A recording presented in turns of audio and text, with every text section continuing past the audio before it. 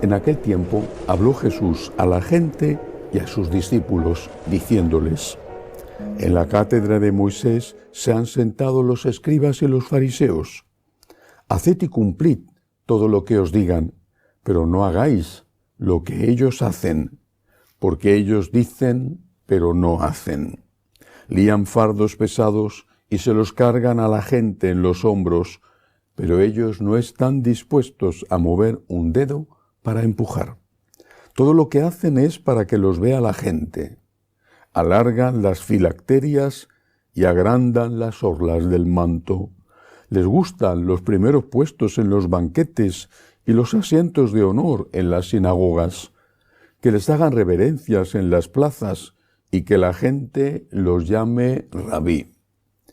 Vosotros, en cambio, no os dejéis llamar rabí, porque uno solo es vuestro maestro, y todos vosotros sois hermanos. Y no llaméis Padre vuestro a nadie en la tierra, porque uno solo es vuestro Padre, el del cielo. No os dejéis llamar maestros, porque uno solo es vuestro Maestro, el Mesías. El primero entre vosotros será vuestro servidor. El que se enaltece será humillado, y el que se humilla será enaltecido. Palabra del Señor. Gloria a ti, Señor Jesús. Cada fragmento del Evangelio tiene tantas enseñanzas que resulta muy difícil tratar de una sola de ellas en una homilía. Al menos hoy, dos. La primera, esta advertencia que hace Jesús a sus discípulos, a la gente en general, pero a sus discípulos en particular. Le está enseñando a ellos, que ya son, pero serán sobre todo después de la resurrección, los encargados de evangelizar. Le está diciendo: no hagáis lo que están haciendo los que ahora son los maestros de la ley. En la cátedra de Moisés se han sentado los escribas y los fariseos. No hagáis lo que ellos hacen. Pero le está diciendo que sí hagan lo que ellos enseñan. Este era un problema de entonces. Es un problema en parte de hoy, pero en parte diferente. El Señor no está echando por tierra la enseñanza. Está diciéndoles que no imiten el comportamiento cuando este comportamiento era malo.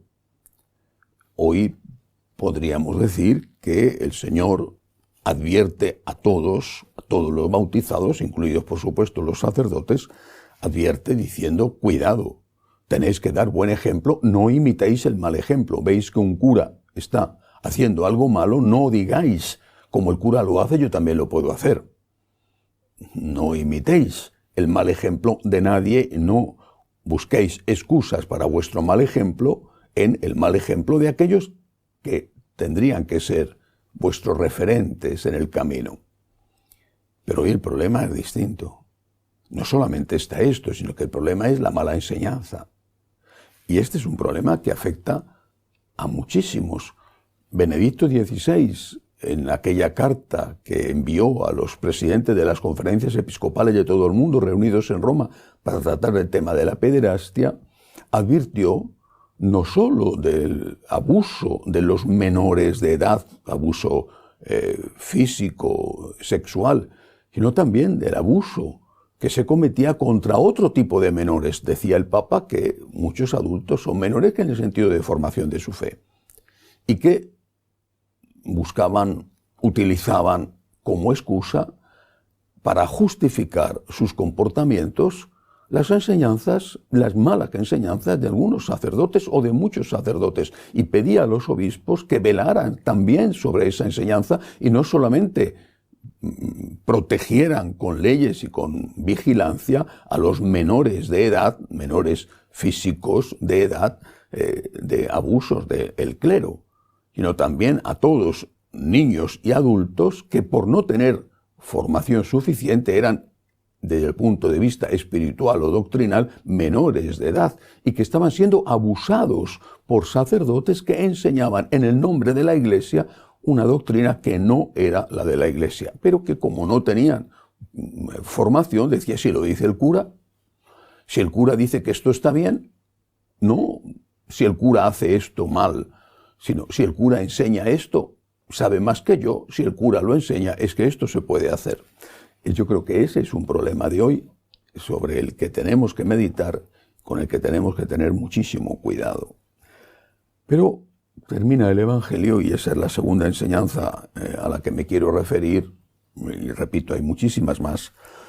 Termina el Evangelio diciendo Jesús, el primero entre vosotros que sea vuestro servidor. Y añade, el que se enaltece será humillado, y el que se humilla será enaltecido. Esta frase por sí sola, el que se enaltece será humillado y el que se humilla será enaltecido, podría significar otras cosas, y de hecho seguramente significa otras cosas, tiene varias lecturas, pero en este contexto, el primero entre vosotros será vuestro servidor, significa que el que sirve está a sí mismo, automáticamente está humillándose. Y ese va a ser enaltecido, el que sirve, el que ama. El que hace algo por los demás está haciendo un acto de humildad. No solamente el que recibe una humillación, un insulto, algo que te ofende o que a ti te parece que es injusto. A lo mejor no lo es, pero a ti te lo parece y lo aceptas por unirte a Cristo, que fue el gran humillado, el Cristo que no fue reconocido y que por último fue crucificado. Por unirte a Cristo, acepta las humillaciones. Pero aquí el Señor se refiere no solo a eso, sino al servicio. El que quiera ser el primero, que sea el servidor. Hay más gozo en dar que en recibir. ¿Estás sirviendo? De muchas maneras puedes servir. Por ejemplo, cumpliendo bien tu obligación profesional o tus obligaciones familiares. O yendo más allá del cumplimiento de tus obligaciones para prestar ayuda a quien te la pide, a quien la necesita, aunque no sea una obligación específica, directa, tuya. El que ama, el que sirve, ese está siendo humilde y ese será enaltecido. El que quiera ser el primero, que se humille. El que quiera ser el primero, que ame. El que quiera ser el primero, que sea el servidor. Cuando te piden ayuda, tienes la oportunidad de ser el primero. Tienes la oportunidad de que el Señor te enaltezca. Cuando te piden un favor, te están haciendo un favor. Te están dando la posibilidad de que el Señor te diga, ven, bendito de mi Padre, he tenido hambre y me has dado de comer.